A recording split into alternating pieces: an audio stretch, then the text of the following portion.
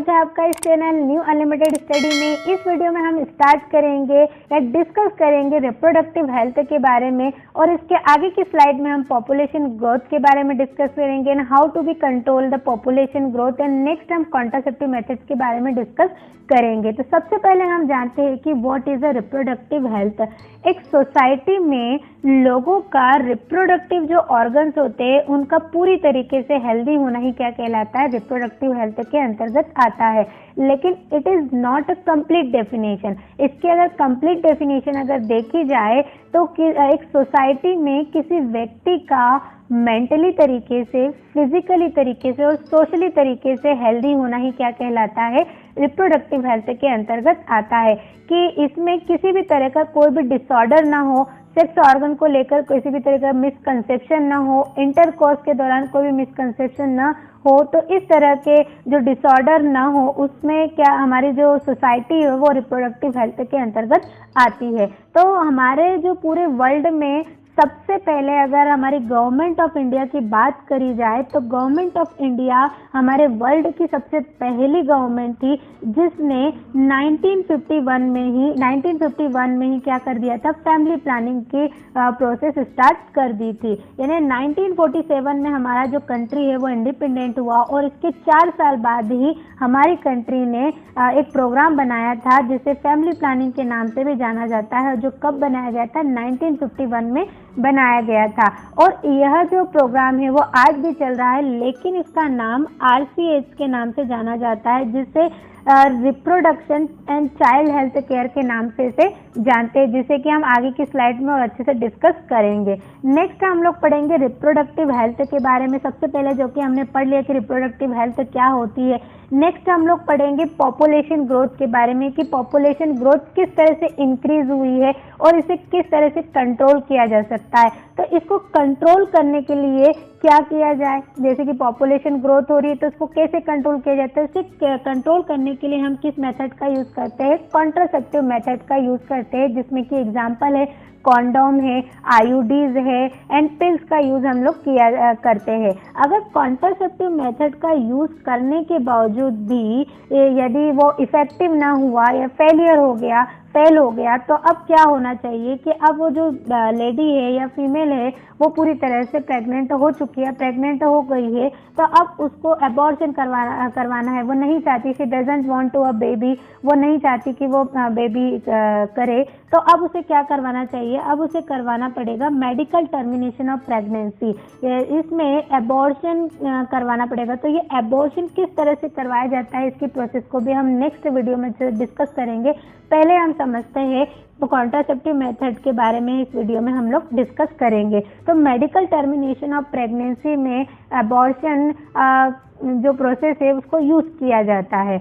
अब नेक्स्ट जो है कि मान लीजिए कि अब एक कपल है, अब एक कपल 4 या 5 साल हो चुके हैं, 4 या 5 ईयर बीत चुके हैं, बट उन्हें बेबी नहीं हो रहा है, तो अब इन्हें क्या करना चाहिए। तो अब ये जो मेथड है क्या यूज करेंगे, असिस्टेड रिप्रोडक्टिव ऑफ टेक्नोलॉजी का यूज करके ये जो बेबी है उसको असिस्ट कर सकते हैं। नेक्स्ट हम लोग क्या डिस्कस करेंगे, STDs यानी STDs का मीन्स होता है सेक्सुअली ट्रांसमिटेड डिसीज का हम इसमें डिस्कस करेंगे कि यदि जैसे कि इसमें कुछ एडोलसेंस होते हैं, इफ दे किस तो उन्हें ऐसा लगता है कि सेक्सुअली ट्रांसमिटेड डिसीज हो जाएगी, किसी तरह का इन्फेक्शन हो जाएगा, तो इस तरह के जो मिसकंसेप्शंस जो होते हैं उनको दूर करने के लिए भी हम इस डिसीजेस के बारे में डिस्कस करेंगे। नेक्स्ट हम लोग पढ़ते हैं RCH के बारे में, reproductive and child health care programme के बारे में हम डिस्कस करेंगे कि गवर्नमेंट ऑफ इंडिया ने इसमें क्या क्या चीज़ें इंक्लूड की है इस प्रोग्राम के अकॉर्डिंग, कि इस प्रोग्राम में किन किन चीज़ों को इंक्लूड किया जाता है और लोगों को किस तरह से अवेयर किया जाए। तो सबसे पहले है knowledge about the sex organs and their function. सबसे पहले उन्हें नॉलेज दिया जाता है कि सेक्स ऑर्गन्स क्या है और वो किस तरह से फंक्शन करते हैं। नेक्स्ट है knowledge of adolescence and changes related to it. अब इसमें एडोलसेंस में क्या क्या जो चेंजेस होते हैं, जैसे फिजिकली और मेंटली कुछ चेंजेस होते हैं, जैसे कि बॉयज़ में जो फिजिकली चेंजेस होते हैं, जैसे जो उनके जो शोल्डर है वो स्ट्रांग हो जाते हैं, वो हाइट लंबी हो जाती है और भी बहुत मेंटली तरीके से बहुत ही स्ट्रांग हो जाते हैं। और नेक्स्ट है कि बहुत सारी जो चेंजेस है वो आते हैं, जैसे कि फीमेल में बेस्ट फीडिंग होती है। नेक्स्ट मेंस्ट्रुएशन की जो साइकिल है वो स्टार्ट हो जाती है। बहुत सारे जो प्रोसेस है वो इसमें फिजिकली और मेंटली तरीके से चेंजेस आते हैं, तो उसके बारे में भी नॉलेज दी जाती है। नेक्स्ट है how to take care of pregnant women. यदि एक फीमेल है वो प्रेग्नेंट हो गई है, वो प्रेग्नेंट के दौरान उसे किन किन चीज़ों का ख्याल रखना चाहिए, केयर उसकी तरह किस तरह से करनी चाहिए, इसके बारे में भी इस प्रोग्राम में डिस्कस किया जाता है।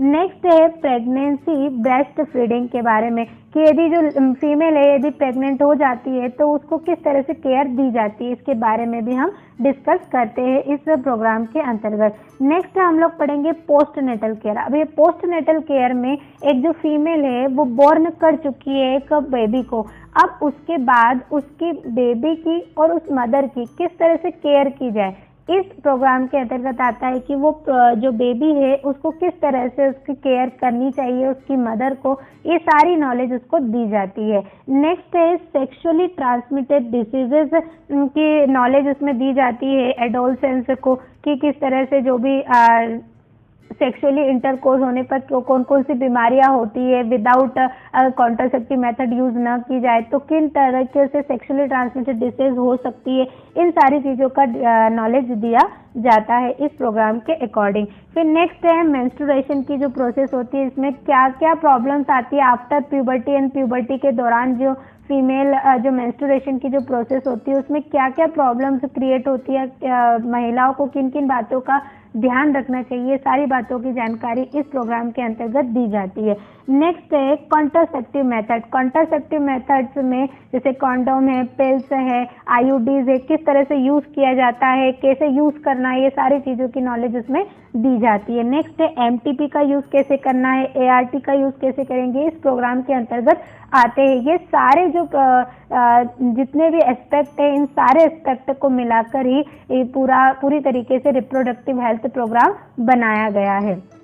नेक्स्ट हम लोग पढ़ेंगे एमनियोसेंटेसिस की जो प्रोसेस है उसके बारे में हम डिटेल से समझेंगे। तो एमनियोसेंटेसिस क्या है? एमनियोसेंटेसिस जो होता है वो फीटल सेक्स डिटर्मिनेशन टेस्ट होता है जो क्रोमोसोमल पैटर्न पर बेस्ड होता है, जिसमें कि जो एमनियोटिक फ्लूइड जो होता है उसको एनालाइज करके पता लगाया जाता है कि किसी उस बेबी को या एम्ब्रियो में जो होने वाली जो बीमारी है वो क्रोमोसोमल किसी तरह का डिसऑर्डर तो नहीं है, कि वो फीमेल है या मेल है, इस बात का भी पता लगाया जाता है। तो यदि अगर आपको ये स्ट्रक्चर या डायग्राम दिख रहा हो तो इसमें एक जो बेबी है इसके सराउंडिंग एक बैग लाइक स्ट्रक्चर है। इस बैग लाइक स्ट्रक्चर में एक लिक्विड भरा हुआ है या फ्लूइड भरा हुआ है जिसे एमनियोटिक फ्लूइड कहा जाता है।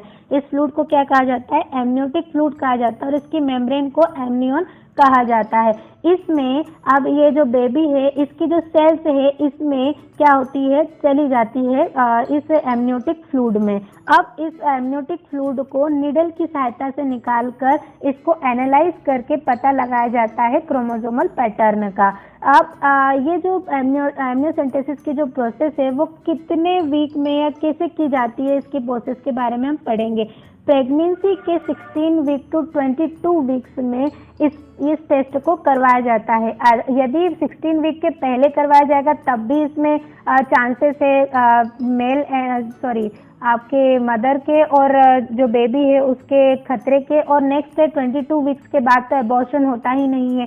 तो इसमें बहुत ज़रूरी होता है एमनियोसेंटेसिस की प्रोसेस में ध्यान रखने का कि जो टेस्ट है वो कब करवाया जाए, 16 वीक टू 22 वीक्स के बीच में ये टेस्ट करवाया जाना चाहिए। अब क्या करते हैं, इस टेस्ट में क्या किया जाता है, जो बेबी की जो सेल्स है उसको नीडल की सहायता से सेल्स को निकाला जाता है। अब ये सेल्स को निकालने के बाद अब इसको एनालाइज किया जाता है। एनालाइज करने पर इसका जो डीएनए है, डीएनए पैटर्न का पता लगाया जाता है कि डीएनए जो क्रोमोसोम है उसमें जो पैटर्न है उसमें किसी तरह का डिसऑर्डर तो नहीं है। जैसे कि मान लिया जाए कि यदि क्रोमोसोमल जो डिसऑर्डर होते हैं या डिसऑर्डर जो होते हैं वो 2 टाइप के होते हैं, क्रोमोसोमल डिसऑर्डर होता है और मेंडेलियन डिसऑर्डर होता है। जिसमें क्रोमोसोमल पैटर्न में कि इसी तरह का डिसऑर्डर आ जाता है। मान लीजिए कि क्रोमोसोम है और ये क्रोमोसोम 20 में से टूट गया है, तो वो क्रोमोसोम का अगर पैटर्न टूट गया है तो ये एक डिसऑर्डर उत्पन्न करता है। नेक्स्ट है कि ये 2 क्रोमोसोम है और 2 क्रोमोसोम की जगह एक तीसरा क्रोमोसोम आ गया, तो भी एक डिसऑर्डर होता है। यदि एक क्रोमोसोम है और दूसरा क्रोमोसोम आया ही नहीं है तो यह भी एक डिसऑर्डर है। तो इस तरह से एमनियोसेंटेसिस के द्वारा हम क्रोमोसोमल डिसऑर्डर को एनालिसिस कर सकते हैं। नेक्स्ट है, इस टेस्ट में और भी चीजों का पता लगाया जा सकता है। आपकी एनसीईआरटी में दिया गया सिकल सेल एनीमिया और हीमोफीलिया का इसमें डिसऑर्डर का पता लगाया जाता है। भाई हीमोफीलिया और सिकल सेल एनीमिया तो मेंडेलियन डिसऑर्डर है, लेकिन इसमें जो एमनियोटिक फ्लूइड में जो बेबी के द्वारा जो केमिकल रिलीज होता है, केमिकल कौन से, जो यूरिन के द्वारा जो केमिकल रिलीज होता है उसमें केमिकल थोड़े से इस सेल्स में आ जाते हैं और इस सेल्स में इसको एनालाइज करके इनका पता लगाया जा सकता है कि वो बेबी में किसी भी तरह का सिकल सेल एनीमिया या हीमोफीलिया तो नहीं है। इस तरह से अब इसको पूरी तरह से बैन क्यों किया गया है? अब इसमें क्या किया जाता है, XX और XY जो पैटर्न है उसका पता लगाया जाता है या एनालाइज किया जाता है कि वो गर्ल है या बॉय है।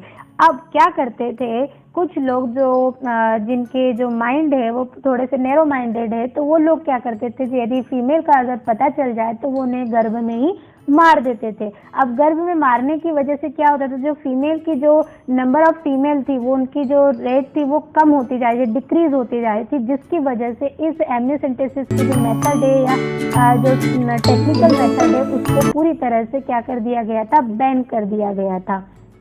आगे हम लोग पढ़ते हैं क्रोमोसोमल डिसऑर्डर के बारे में। तो क्रोमोसोमल डिसऑर्डर के बारे में हम नेक्स्ट वीडियो में अच्छे से पूरी तरह से डिटेल में समझेंगे। वैसे अभी हमने दिए हैं Turner syndrome, down syndrome and line filter syndrome के बारे में हम लोग जानते हैं, जिसमें कि टर्नर सिंड्रोम में जो XX जो क्रोमोसोम है उसमें किसी तरह का डिसऑर्डर आ जाना या X0 का आ जाना क्या कहलाता है, टर्नर सिंड्रोम कहलाता है। ये डिसऑर्डर होता है।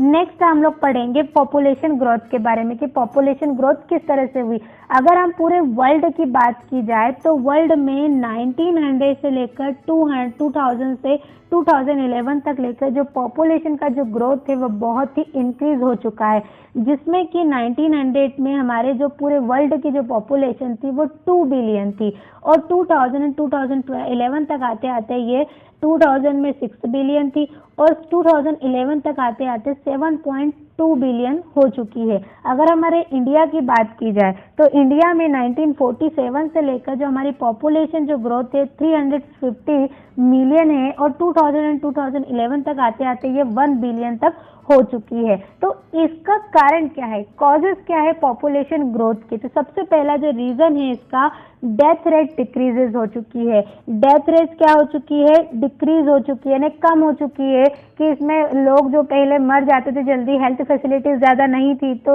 यदि कोई डिसीज होती थी तो वो उनका इलाज नहीं हो पाता था और न इलाज होने के कारण वो उनकी जो डेथ थी वो जल्दी हो जाती थी। लेकिन अब क्या है, हेल्थ फैसिलिटीज आने की वजह से जो डेथ रेट है वो पूरी तरह से डिक्रीज हो चुकी है।